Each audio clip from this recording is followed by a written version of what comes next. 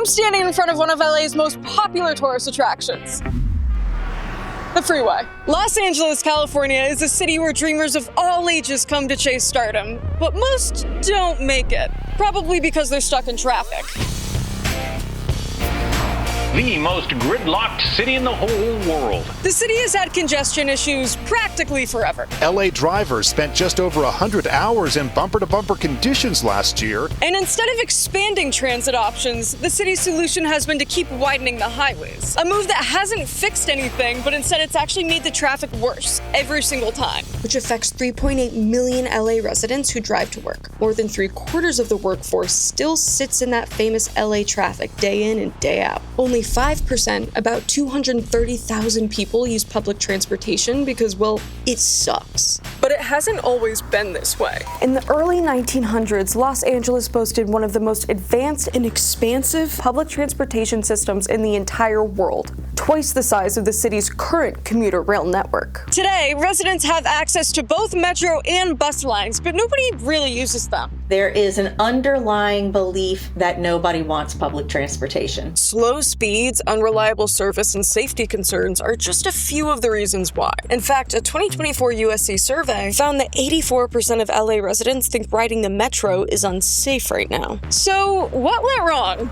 Most people point to one single guy who made one decision back in the late 1800s that affects Angelenos to this day. So, what are the potential solutions to the problem? It's really hard to build rail here. It's slow, it's expensive. And costs aside, there's a ton of red tape. Our transportation system is a mixed up melange of city, county, state, federal programs, projects, roads, systems. If this keeps building, it'll reach a boiling point in which people will say, okay, we need to do something different. Let's go find out what the hell is going on with LA's transit crisis.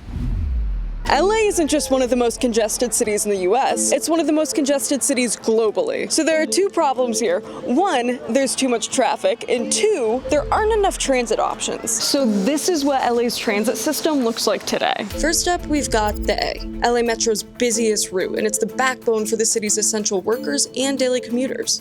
Next up, we've got the B line, which connects some of LA's biggest cultural hubs. Its riders are mostly tourists, creatives, and 9-to-5ers. And the E line, a popular mode of transportation for students at USC and Santa Monica College. But even with all of this coverage, many stations struggle to crack even 1,000 daily riders, which is practically nothing compared to a city like New York, where each of its 472 stations see about 7,800 riders per day. And you can probably already guess what the major issue is with this map. It's so spread out. You can basically fit a Chicago and DC inside LA's city limits, with room to spare. And the odds of living close enough to a station is so slim that many just end up driving.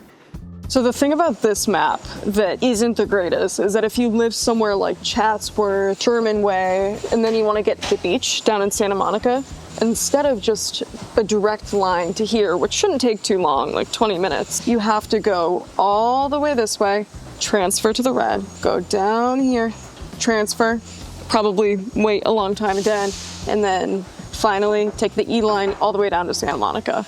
And I just don't know how someone could realistically do that on a normal day. So it's easier to just take a car. I don't think they take Apple Pay.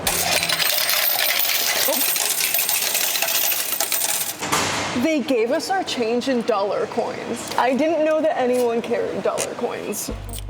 You'd think that LA Metro's nearly $9 billion annual budget would mean more trains, more buses, and just generally a way better transit system. But it's actually not that simple. So let's compare this current LA Metro map with the streetcar system that LA had back in the 1920s. The difference is insane. Back in LA streetcar's golden age, it had over 1,100 miles of rail network, which at the time was the largest urban transit network in the world. Today, Metro Rail sits at just 109 miles. And despite LA being way more densely populated now, that's still a 10 times drop in rail coverage. So to understand how we got here, we're gonna have to go back to this guy. But first, I want to tell you about today's sponsor, Strawberry.me. You know what LA traffic and your career have in common? At times, it feels like you're stuck in the same place, unsure of how you'll ever move forward. You've been working hard, doing all the right things, but you're not really progressing. But don't worry, you're not broken. A lot of people feel this way. That's where today's sponsor, Strawberry.me, can help you. Its certified career coaches can be a game changer. It's like therapy, but for your career. They'll help you develop a personalized and strategic plan to help you achieve your goals. Whether you're early in your career or you have years of experience, Strawberry.me can help you. No more 5-year stalls or detours, no more waiting for a promotion that may never come. Just real progress with someone in your corner. Take control of your career now and visit strawberry.me/morning-brew and claim your $50 credit. Get a coach, get a plan, and actually get somewhere because careers don't drive themselves. Okay, now back to the man of the hour. Meet Henry Huntington. A real estate mogul, art collector, businessman, and eventually one of the founding fathers of LA's transit crisis. Back in 1895, the city's horse-drawn carriages and cable cars were converted into electric streetcars, which became the Los Angeles Railway. 3 years went by, and Henry Huntington bought it, and then he expanded the hell out of it. We're talking over 20 streetcar lines, 1,250 streetcars, and eventually it grew to a historical maximum size of 173 miles of double track. It was massive. But Huntington wasn't trying to build the perfect transit system. He wasn't even trying to build a good one. The streetcar lines are built really so that people can get on a streetcar and go to this new growth development out in a suburb. Which is where some of Huntington's real estate developments were. He created the streetcars for the sole reason of taking people to his real estate developments that lie on the suburbs of LA. And while he ran the streetcars at a loss, he made bank selling the homes around them, thus creating the city's urban sprawl. Fast forward to the 1920s, streetcars carried 9 times as many people into downtown LA as cars. By 1924, those numbers were even. All of a sudden, people didn't need the streetcars because thanks to the automobile boom, people had their own wheels. And with that, Henry Huntington dipped on funding the streetcars. He got what he wanted, and he left the public holding the bag. At this point, the city couldn't afford to fund it either, due to declining ridership. Eventually, car manufacturers came along, and they bought up all of the streetcar companies across the country for the sole purpose of just shutting them down. By then, freeways were popping up all across LA, and so were the cars to fill them. Over time, homes continued to stretch out, and LA turned into this giant, expansive city, which is a lot of ground to cover if you want to build public transit. And we've just been stuck with this problem ever since. But 100 years have gone by, and you would have thought that LA would have made more advancements in its public transportation options by now. But getting residents to give up some of its car dependency hasn't been easy. In fact, the city has tried multiple times, but nothing has stuck. Let's review.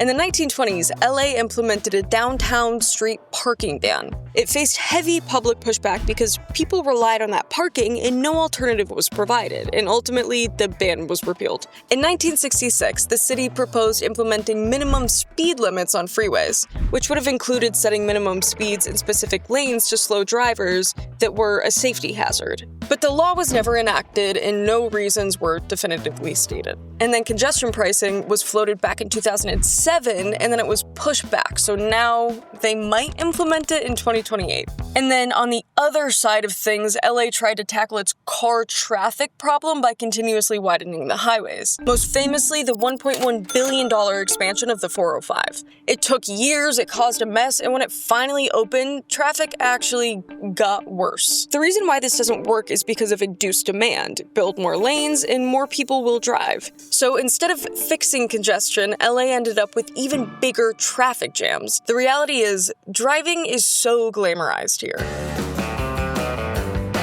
It's a symbol of freedom and success. Open road, wind in your hair, hottie in your passenger seat, small dog wearing a hat. Watch any Hollywood film involving your family. They aren't crowding into a subway. They're loading into an Escalade, slamming the door shut, and yeeting fossil fuels into the sunset. Meanwhile, public transportation has built itself a reputation as last resort, which ultimately hurts any possibilities for investments and increased ridership.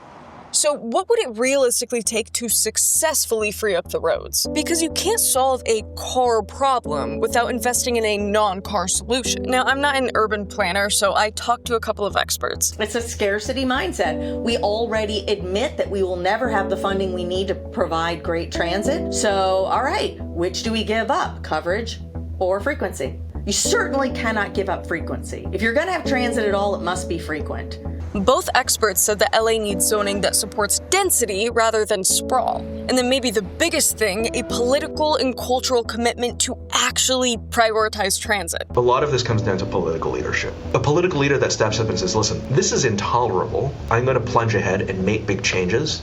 And if you don't like it, vote me out. Public officials love something they can show off. A new bus lane is not like a sexy thing you can show off. The truth is, car dependency wasn't an accident. It was designed. But the good news is that if it was designed, it can be redesigned. And LA says that that's a plan. Enter Pilot 2028. It's LA's new initiative ahead of the 2028 Olympics that would include car-free zones and environmental efforts. It sounds great on paper. But with the games creeping up fast and not much clarity on what's actually happening, it's hard not to wonder if this is real progress or just a flashy PR stunt. Because here's the thing, even if the plans were rock solid, that's only half the battle. No amount of funding will fix the city's public transit system if people won't actually get behind it. Maybe what we really need is a citywide marketing push that actually makes transit feel cool, convenient, and worth using. You need to sell people on the idea that public transit can be time competitive, cheaper than owning a car,